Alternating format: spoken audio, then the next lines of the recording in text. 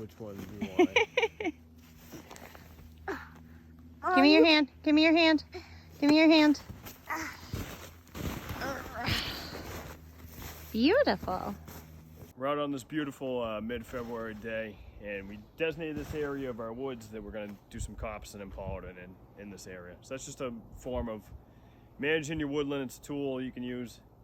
And what I've gone through is basically selected some of these less desirable. A lot of them either started to have a little bit of rot or disease decay, broken branches and such. So we've selected some of these smaller, primarily maples, that we're going to manage in that manner with coppicing and pollarding. So as we open up this area too, the canopy is going to be a little more sparse. We're going to get more growth and hopefully really make some of these blueberries that are growing in here be more prolific. Let's talk about coppicing. So we have this mature tree that's growing in the forest. This could be 20, 30 years old at this point. And then we're going to come in, we've selected this tree to be cut. We cut it down, now we have the stump. And after it breaks dormancy in the spring, it gets this vigorous growth of new shoots coming up, trying to replace that trunk. So we might have 5, 6, 7 new shoots coming up and replacing what was there. And then after a period of time that we determine for our best management, you can come back, cut them again, and start the cycle over. So we're keeping the tree in this juvenile stage of new growth, and you can essentially make these trees almost live forever in this manner. Super smooth. Never is when you turn on the camera.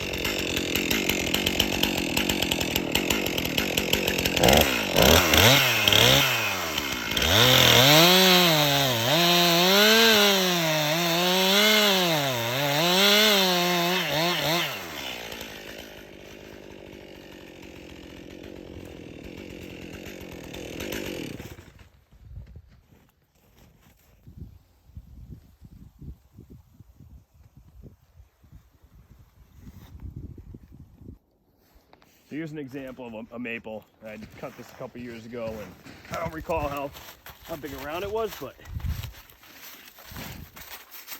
now it was one tree, and now we got 1, 2, 3, 4, 5 shoots coming up. So depends on how long your cycle is going to be, but 10 years from now, these all might be 4 or 5 inches, and now you can cut them as firewood or poles for something. So it's just a manner of making this stump kind of last forever with all this juvenile growth all the time. Now here's another one. Here's an oak, and you can see this clump's a lot bigger. This was a bigger stump, but now we got like a dozen new shoots coming off of this.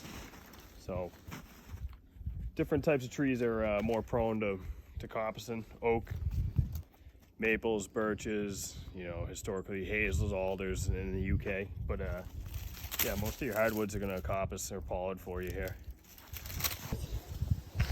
See? It's like a little mouse superhighway between the wood piles.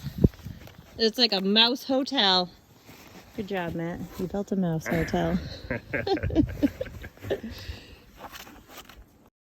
Now pollarding. So just like coppicing, we got a mature tree, we're going to come in and cut it, except this time we're cutting it at a higher stump height. So we're leaving more of a trunk exposed, and then we get that fresh growth that's going to come out of there to replace what was there of the tree. Right here we got a story of, we're going to call this a story of 2 maples. So we got a red maple here, and this one's kind of dead up top. So I'm going to pollard it off, meaning cut it up about this height, and then when it breaks dormancy in the spring, you're gonna get a lot of shoot growth here. So we got this one we're gonna pollard, and then we have another maple right over here of the same diameter. And we're basically going to have a case study and see, does this achieve a wider diameter growth in the same period of time because of the new shoot growth? So check back as this thing develops. So here we have these two management practices that you can utilize. Your determination on which one you use is totally up to what your land is and what your management goal is. Here we're using the coppice primarily as a firewood generator and also for biomass to chip and use for our market garden will be what its uses are for. And then with the pollarding, well, pollarding is typically seen in livestock applications just because it's above the browse line. We're using it here to maintain that trunk diameter and see if we can get a quicker growth and be able to tap some of these maple trees at a younger age than we would if we let them just grow in the regular growth cycle as a single tree. Thanks for taking a winter walk in the woods with us, and hopefully you learned something, whether you implement it or not, but just interesting practices. Throw it in your toolbox. You might see some area of land where you could put this into practice. Go tap some trees. Yeah, feeling like tapping trees weather later on this week. Maple syrup. Looking good for tapping the trees. Good luck.